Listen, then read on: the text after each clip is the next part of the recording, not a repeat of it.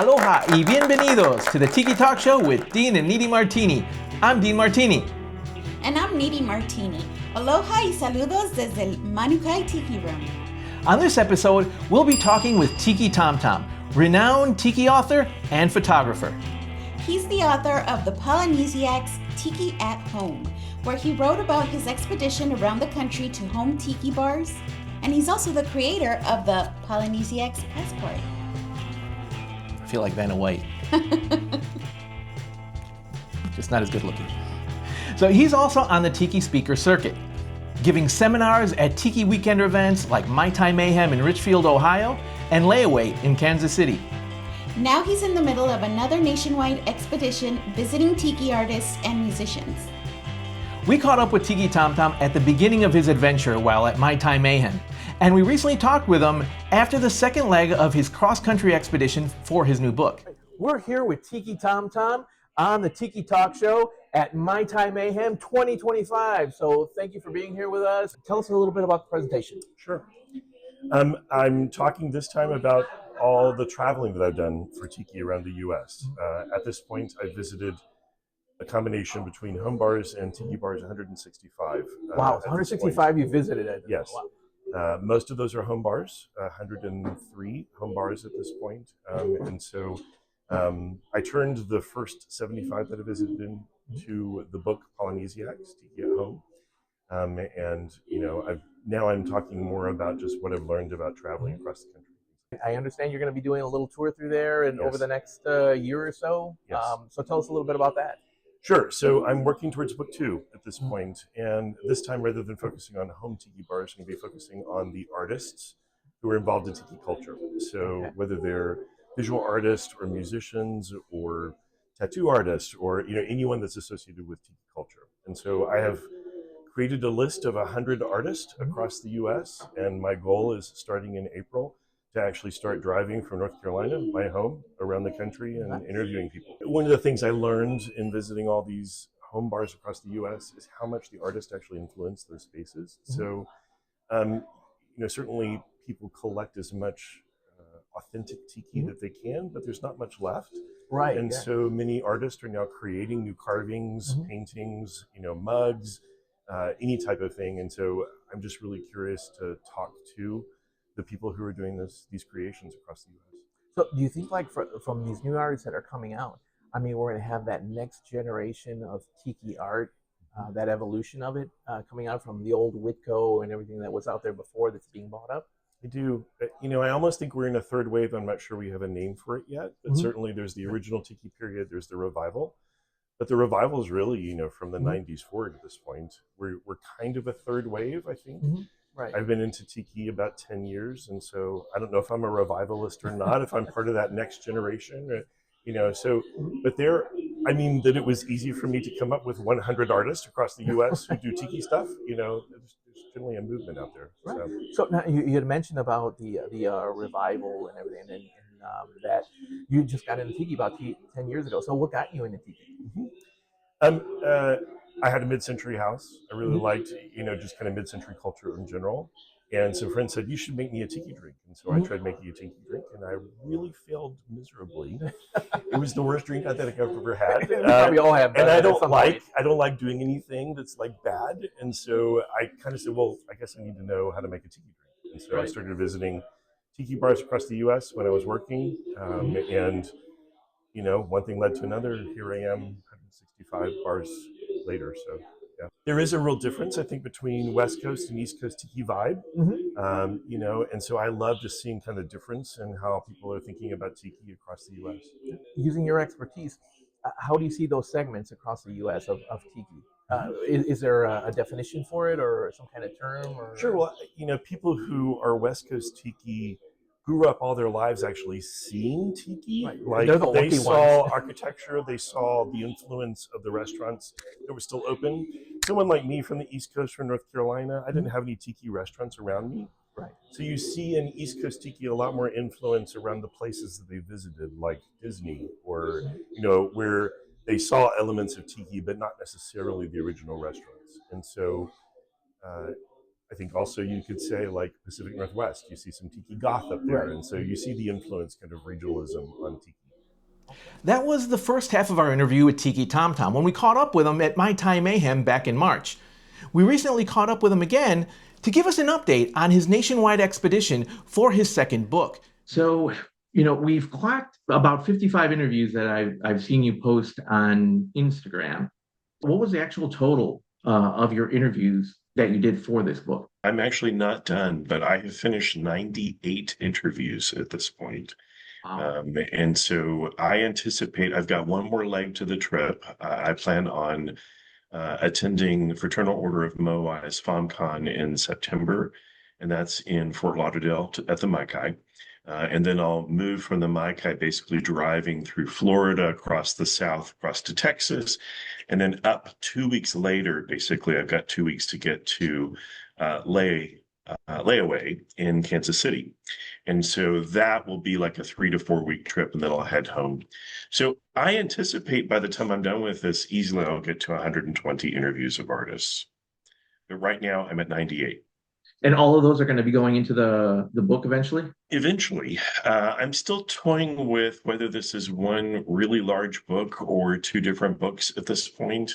When I did Polynesiacs, there were 75 home bars. And, one of the things that was a disadvantage to that, even though it's nice to see 75 different bars featured, is that each bar, really only got like a 4-page spread. And so, people were like, why aren't there more pictures of the bars? Well, you put 75 times 4 and you end up with a 400-page book. It's like, It was very quickly filled. And so I'm keeping that in mind with this book, because I want to make sure that the artists also have an opportunity to share images of their work, things that they're proud of. So is that part of like what you've already written, let's say, in the posts? Or do you it's a change great it up? question. I decided to do this a little differently than my first book. The first book, I wrote a story about every home bar that I went to.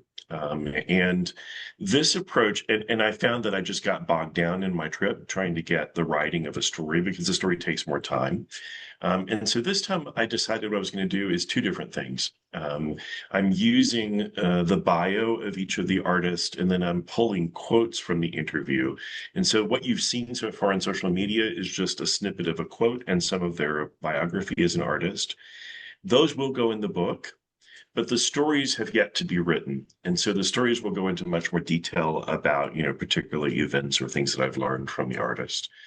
And and my hope is that those stories are, the ones that are a little bit more engaging, actually storytelling. So you said you're still continuing on, you still have some more interviews to do. So far, how long has that taken, and how many days were you on the road, and, where did all these travels take you? Sure. So I'm documenting in the social media in Polynesiacs the kind of days that I've been on the road. And so, now I think I'm up to more than 50 actual days on the road. So, we're close to about 2 months worth of travel. That was split into two different trips. I started, in late April, made my way to California up to the Pacific Northwest, got to basically Chicago. And by that time, it was about 5 weeks in. I was like, oh, I'm exhausted. I got to take a break. And I guess the universe was telling me that too, because me, I've read, but on my way home from Chicago, I literally ran over a bear and took out part of my truck, like the front bumper, that kind of stuff. So I had to take a break for about 3 weeks, get the truck repaired, those kinds of things. And then I basically headed out, and I kind of picked up where I left off. I went to Indianapolis, and then made my way across the Northeast, Detroit, all the way up to New Vermont, over to New Hampshire, to Boston, and kind of down at that point. So yeah, right now, even though the days that I actually am counting, the number of weeks I've actually been gone are over 2 months. Well, we can tell on social media, it's almost like a story a day or a visit a day, interview per day. Yeah, in some places it was even more than that. Like when I got to the Los Angeles area, since there's so many Tiki people in that area, I was doing 4 interviews a day. It was crazy. Literally like 10 o'clock noon, like 2 or 6 o'clock at night. And of course, it's not fun to drive around Los Angeles either. So, those were really busy days. But then it kind of averaged itself out when I got to places like Montana, where there's not a lot of tiki people, but, I was trying to get in at least one interview a day. Seems like it almost already became kind of like work, even though you are writing, it's work, but this is kind of like a leisure, fun type of thing to do, but then you're putting in all these hours in one day and going through the traffic in LA. I'm sure it started seeming like, man, did you think that maybe, is it really worth it to go through this? It's a good question. And it is interesting to me because a lot of times people think that I'm just kind of on the road partying at people's houses. And that's really not my experience. My experience is it really is. I'm scheduling like I would, actually doing interviews for a job and those kinds of things. And so, I know there have been people along the way who were like, why didn't you stop and visit me at my home bar? And I was like, well, because I had like 6 interviews, scheduled and, kept going on my schedule. So it wasn't a matter of not wanting to, be all that social, but I knew it would take me a long time to get around the US. And so I really tried to stay focused on meeting artists for this particular trip. And, it worked out. I mean, 98 at this point. So I know that you've gone to, like you said, 98 different places to interview different people. So how does that compare to your home bar? Do you go to places and like, oh, I want to do that? And now does your home bar keep changing because of that?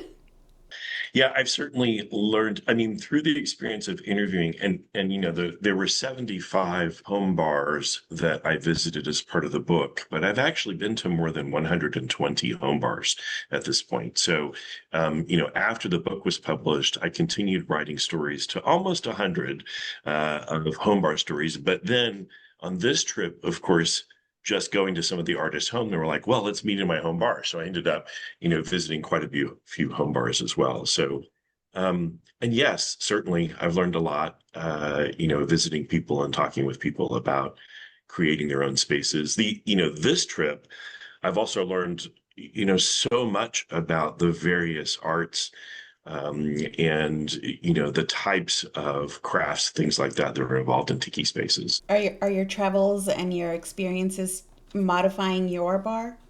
I'm sure they will over time. In the very first trip, I learned things like the importance of being able to route trim and things like that. So my bar got much more elaborate after that trip. Unfortunately, I would show you some of my bar, but and I haven't even written about this, when I returned the very last day when I was on the road from Virginia to home, I ended up getting significant water damage in my tiki bar.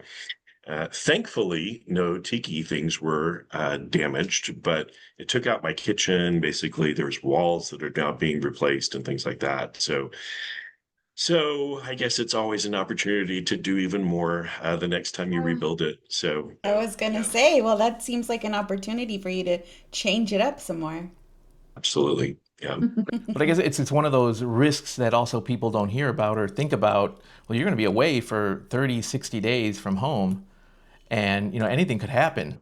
And certainly one of the things I talk about in the first book in Polynesiacs is do whatever you can to help, mitigate those issues before they happen. Lots of people, for example, would build home bars and basements and think after they've built the whole thing, well, maybe I should make sure there's not, any water seepage into the basement. Well, too late at that point when things happen, but always good to think ahead on those issues.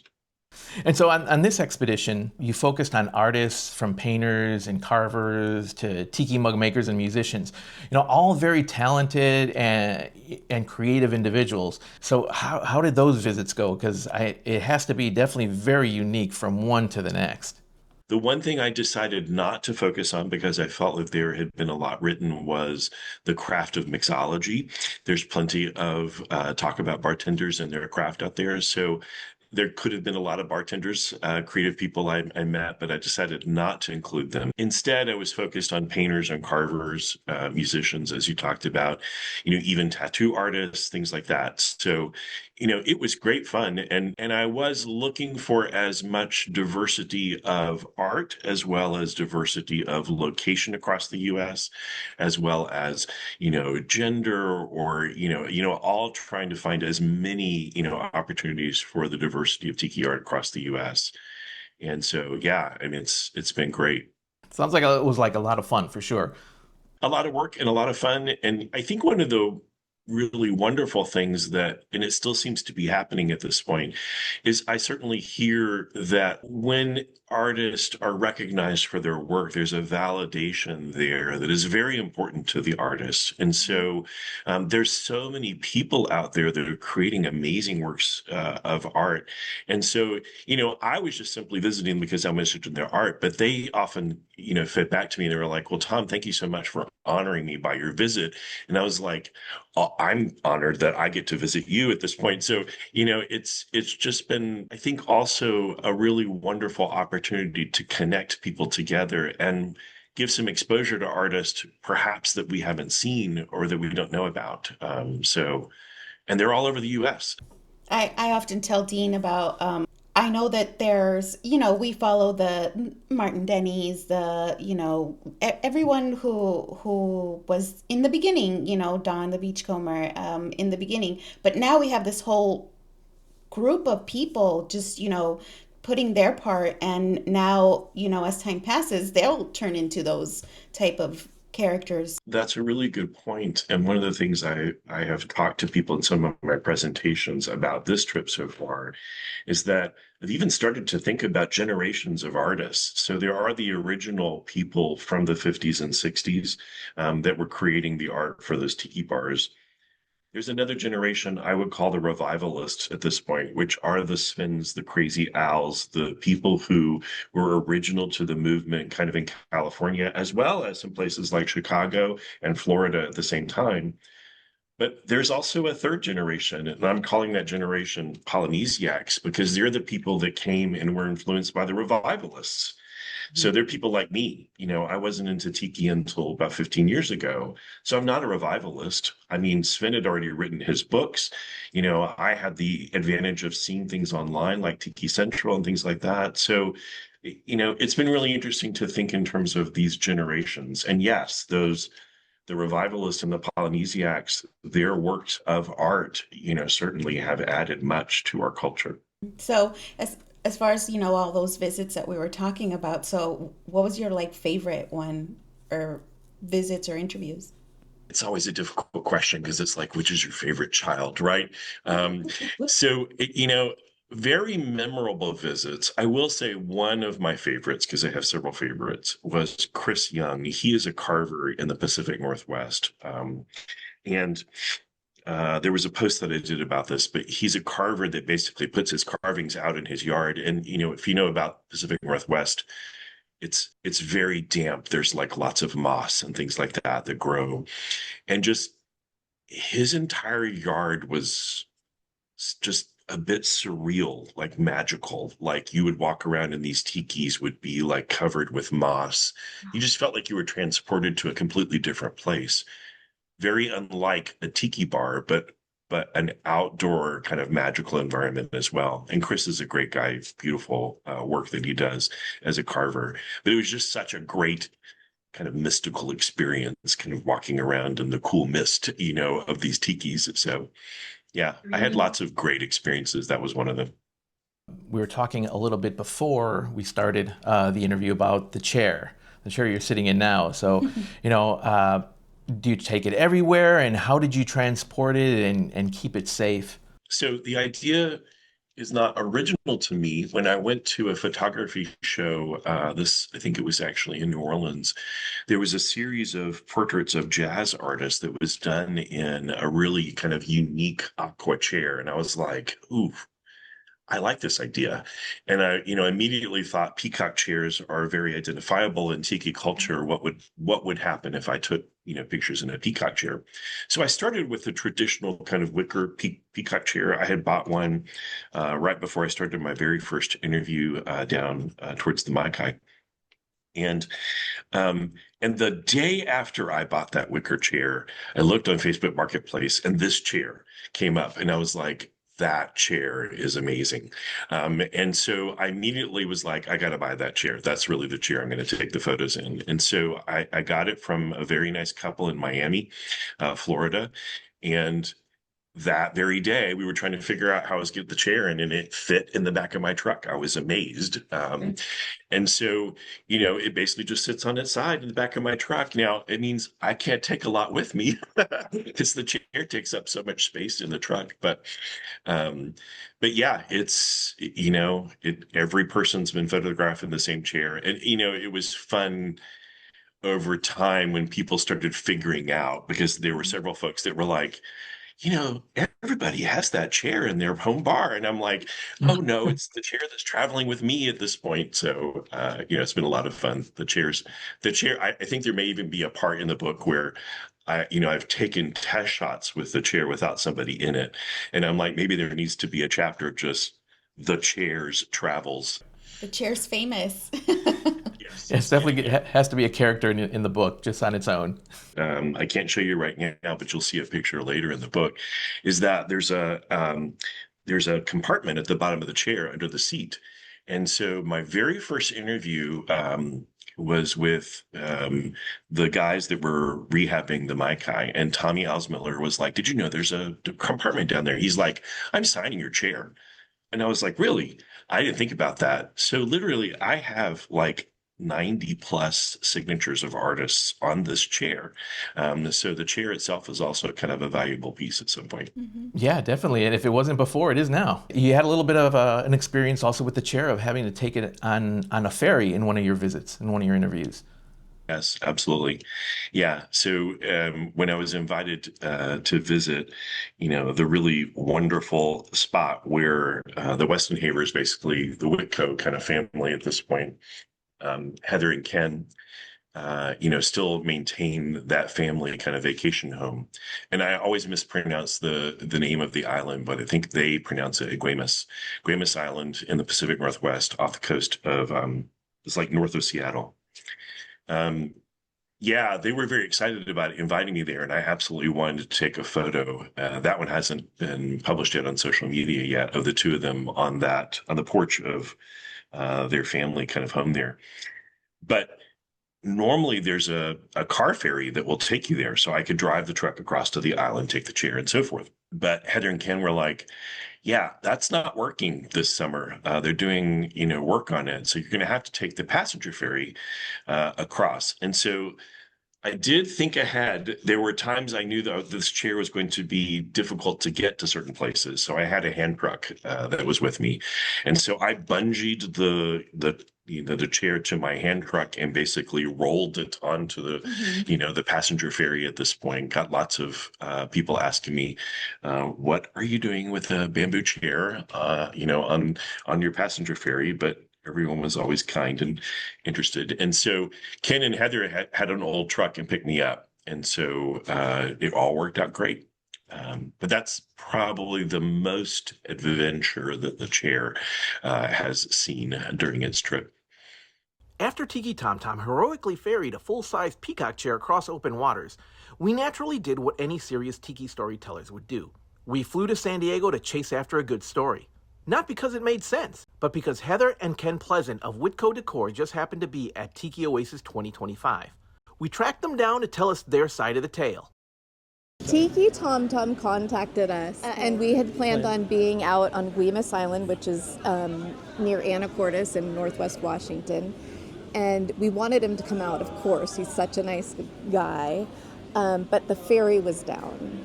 And it was passenger-only ferry. So for us to get over there, we got a wagon and we brought our cooler, and it was a hassle. And we said, hey, this is what's going on. You're welcome to join us if you would like to. I know it's a lot of trouble, and if you can't do it, we understand. And he was about it 100%. He did it, yeah. And he, of course, carries that chair, the Peacock chair. So for him to be able to go over, he had to find parking, carry the chair down to a passenger-only ferry, put it on there. People were staring at him and wondering what the heck he was doing. And then go ahead. The only vehicle we had over there is Grandpa Bill's old truck. and it's completely like rust covered old Dodge single cab. And the tires are so bald that I literally was doing 20 miles an hour because I didn't want them to blow out. And so we went down and he was waiting, and we had to put the chair in the back because there was no room. And then all three of us cram in the front. Right. But it's a awesome little A-frame. It's all Whitco out because Grandpa built it.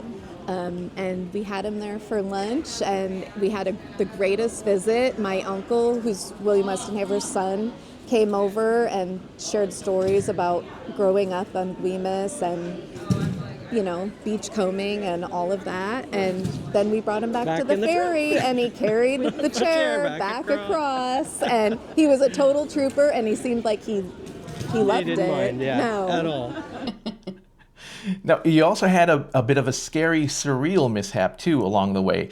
Thankfully, the chair's safe, and you're safe as well. But it knocked your truck out of commission, I believe. Yes. A true bear story. I don't know what happened to the bear, to be quite honest, because I could not stop. There was no shoulder.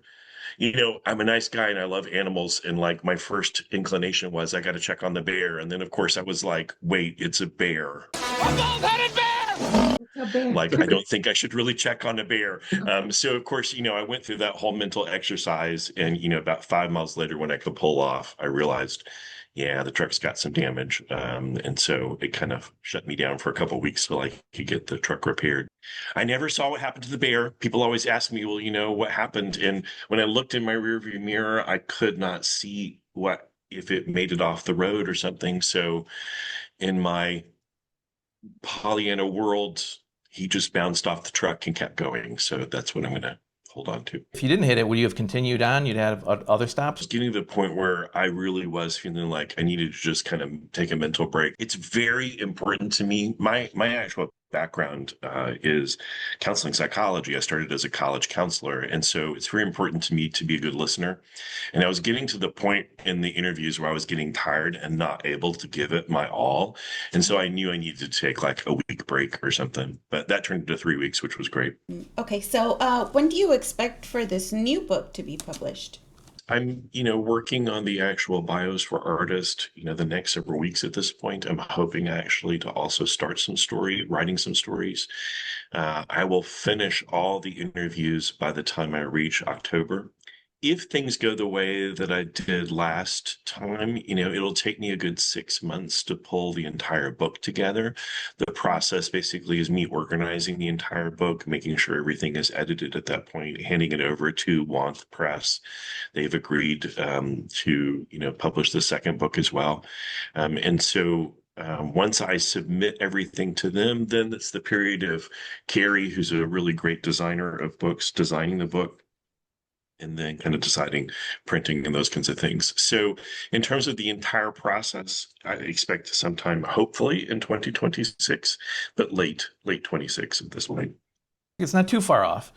You think it will go fast, but it does take time to actually write a book.